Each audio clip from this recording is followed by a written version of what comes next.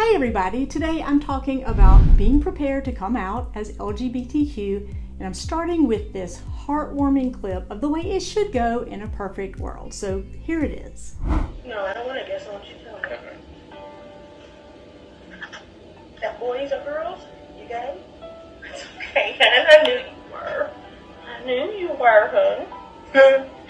Shush. I'm sorry. Don't be sorry, silly. Don't be sorry.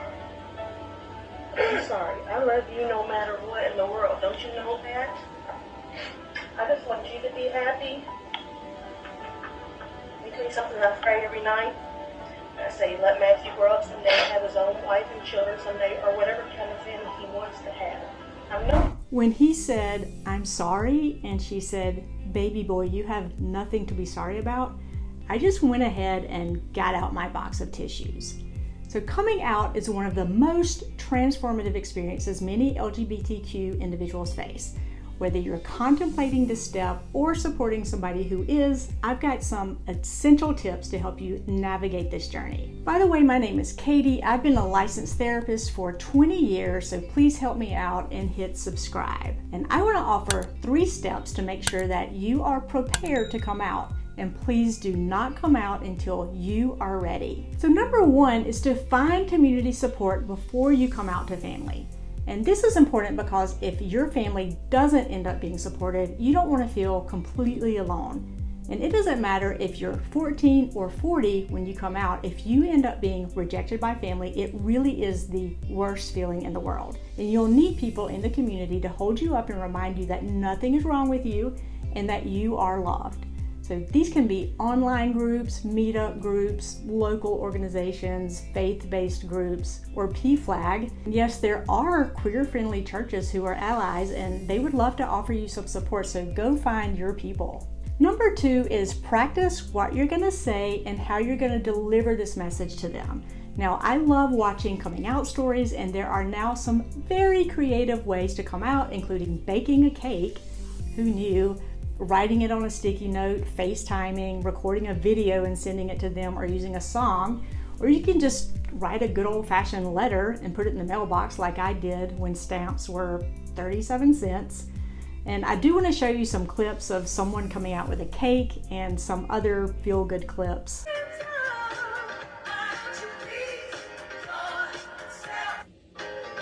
I understand.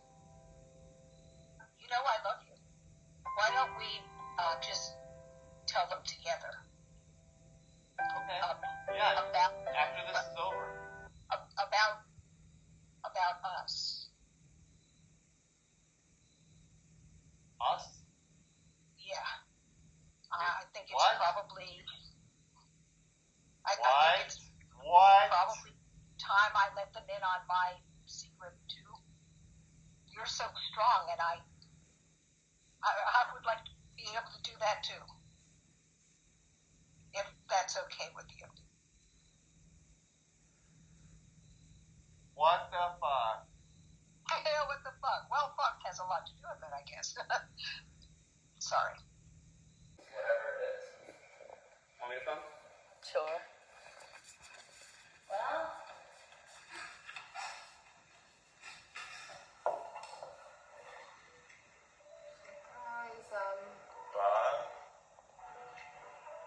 You are? Racial?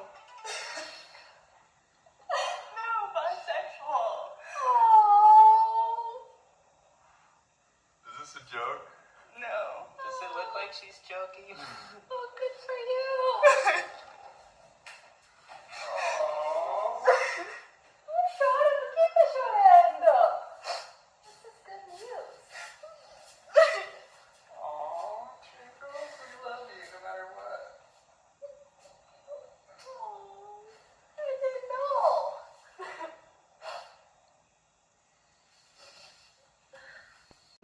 I really love the clip of the guy coming out to his aunt, and then the aunt coming out to him, and them deciding that they'll tell his parents together that they're both gay.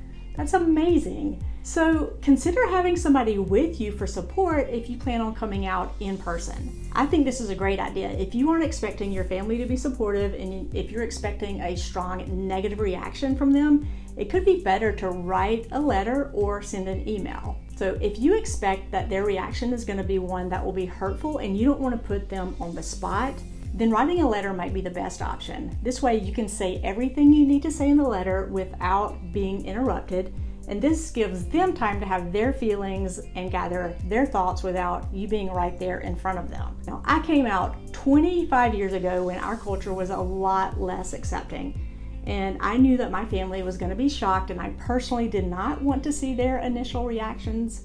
I wanted them to be able to process their feelings on their own, then call me when they're actually ready to talk. So there's just no easy way to do this. Just expect that you're going to be nervous. It's going to cause anxiety. Just take a lot of those deep belly breaths. And if you follow the steps I'm giving you, at least you know it's going to be a little bit easier. Number 3 is be prepared for reactions. Now, I've been showing you positive videos of families' reactions, but believe me, there are so many horrible reactions, and families do reject their children or distance themselves from their children. Some parents feel like their own dreams for their children have been shattered, and they can go through a long grieving process, and they do need their own space to do that. Here are some common reactions that people say that you can go ahead and prepare yourself for. They might say, "Oh, it's just a phase. You haven't just met the right guy or girl yet. Are you sure? But you don't look or act gay. Is this because of your friends?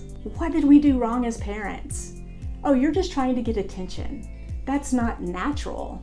But what about having children? You're gonna have a hard life. But we don't believe in that.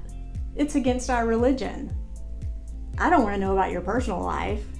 Why are you doing this to us? Oh, you're just confused." Being queer is probably something you've known about yourself for a really long time, and you've had time to process it for yourself, and you have some level of acceptance.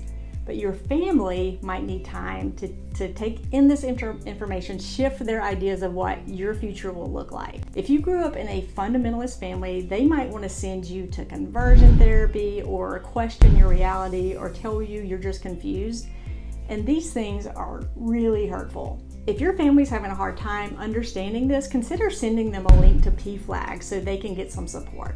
PFLAG stands for Parents and Friends of Lesbians and Gays, and they are a national organization. And I want to add that this is especially scary to come out if you're a young person who's financially dependent on your family for support. Now, I have a few college-age clients who have very good reason for not coming out to their parents while they're still in college because they predict their families will cut them off financially and they will literally be left homeless. We know that the rate of homelessness is 120% higher for LGBTQ youth than for straight and cis youth, and that 40% of homeless youth identify as LGBTQ. And those numbers are astonishing and heartbreaking. So it's a good idea to wait till you are in a stable phase in your life before you come out. Your physical safety and emotional health are the most important things to consider when trying to decide if you should come out or not. If you've been helped by this video, then please subscribe to my channel. Keep in mind that no matter how old you are, you're never too old to live authentically and be proud of who you are. Thank you so much for watching.